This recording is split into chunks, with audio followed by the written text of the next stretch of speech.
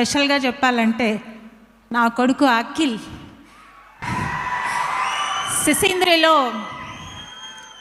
9 months బేబీకి నేను మదర్గా act చేశాను.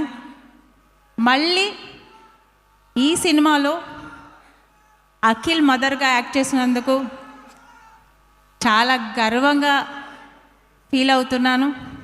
ఈ ఆపర్చునిటీ ఇచ్చిన మా అరవింద్ గారికి, డైరెక్టర్ భాస్కర్ గారికి, బన్నీ వాసు గారికి మళ్ళీ సత్య గారికి అందరికీ నేను థ్యాంక్స్ చెప్పుకుంటున్నాను. సో ఈ సినిమా త్రూఅవుట్ అఖిల్ నేను మదర్గా ఉంటాను. మంచి క్యారెక్టర్.